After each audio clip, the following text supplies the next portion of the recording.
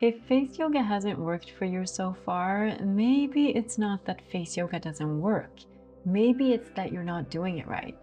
Today, I'm going to share my 3 top tips why face yoga hasn't been working out for you and what you can do instead. So let's get started. So mistake number 1, you're not doing the facial exercises correctly. So face yoga is not about dragging or pulling or stretching on the skin at all. In fact, this is the worst thing you can do for the face. And so the muscles in our face are actually a lot more smaller and delicate than the muscles on our body. So it really responds to controlled activation, controlled movements, and then relaxation. So it's not about big stretching movements. It's about really controlling your movements correctly. And I'm going to show you at the end of this video the difference between doing it right and doing it wrong. We also have to remember that all face yoga is not equal. So I see a lot of viral videos on here and other platforms where people are doing stretches and calling it face yoga. And so it's really important to follow somebody who is certified in teaching face yoga, who knows the facial anatomy and who knows how to do these exercises correctly, so we're not stretching or pulling or creating more lines on a face. So mistake number 2, you're not doing it consistent enough. You're not staying consistent. And this is one of the most common things I hear about people who are not seeing results from face yoga. So, when we go to the gym, you can't expect to go once and twice and now all of a sudden have muscles and being lifted and firmed. That's not how it works. You have to stay consistent with it. And so face yoga works the same way, and it really responds through muscular memory. So the more we stay consistent, the better the results. And of course, it's not like going to get Botox or get fillers done where it's instant. This is actually accumulative. So you're doing something for your skin and your face. You're creating more blood flow, you're releasing the tension in the face, and lifting and firming the muscles over time.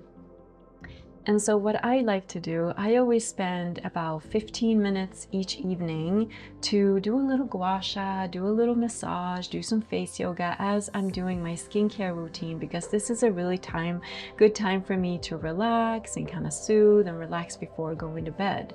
But whatever time works for you. If morning works best for you, that's great. If during the day works best for you, that's perfect. It really doesn't matter when you do it. It's really about staying consistent. And you also don't have to spend 20-30 minutes a day doing this. Sometimes 3 minutes is all it takes. So again, maybe if you have a time, you have 3 minutes one day, another time you have 10 minutes. It's really about staying consistent with it and not being too hard on yourself if you skip it one day. But that's really what's going to give you the best results. It's really about staying consistent. If you want to have a ritual where you do stay consistent, go check out my other videos on this page. I do tons of gua sha videos.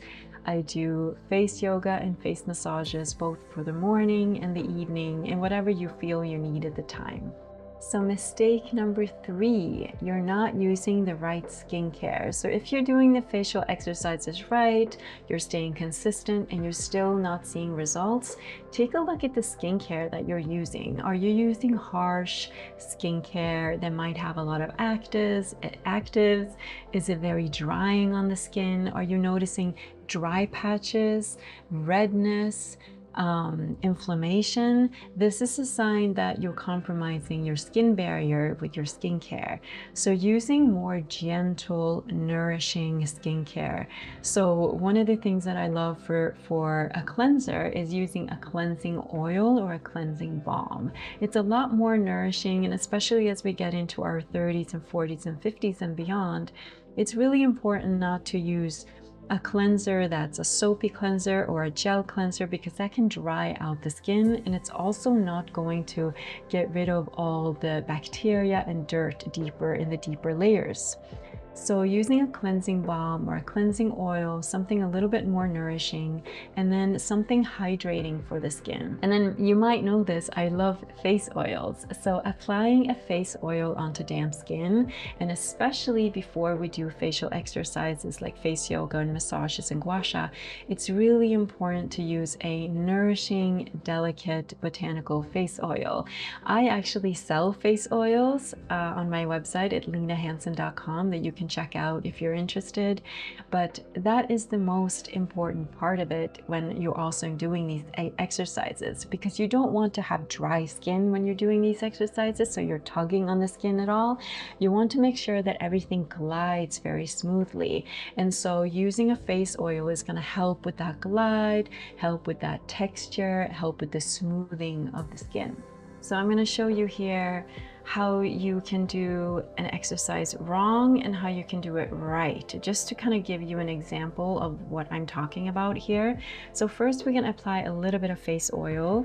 So you can apply any face oil you want, but this is a really important step. So you have enough glide on the skin, and so you want to apply an even layer all over the face and neck area, and especially on the areas that you're going to be working on. So for this exercise right here, that is really about the forehead muscle right here. So one of the things that you can do, and I see some people doing, is you go like this. You see how I'm creating the lines here in my forehead when I'm stretching the skin too hard here? This feels a little too exaggerated, right? And so I'm creating lines here. I'm doing the exercises. This is not what we want. In face yoga, we want to have a clean, smooth, even surface. We don't want to create more lines. And so instead, what you would do is place your fingers here. See, this is the exact same exercise here where we're opening up the eye and really engaging the forehead muscle. And so by placing here and kind of tautening the skin here, I'm doing the same movement, but I'm not stretching the skin here at all. I'm really focusing on just engaging the muscle in the muscle of the eye muscles as opposed to the forehead. So this is one example of how I can teach you how to do these exercises correctly. And of course, if you're interested in going deeper into this, go check out my Face Yoga for Beginners series. It's on the homepage of my YouTube channel. If you want to kind of learn how to do the basics, this is a really good first step, and then you can continue on. But stay consistent with your practice, and I promise you, you're going to see results. And also make sure you're not using harsh ingredients in your skincare at all. Remember, less is more. Going back to basics is sometimes the best. Nourishing, gentle, botanical ingredients in your skincare is going to be the best in the long run.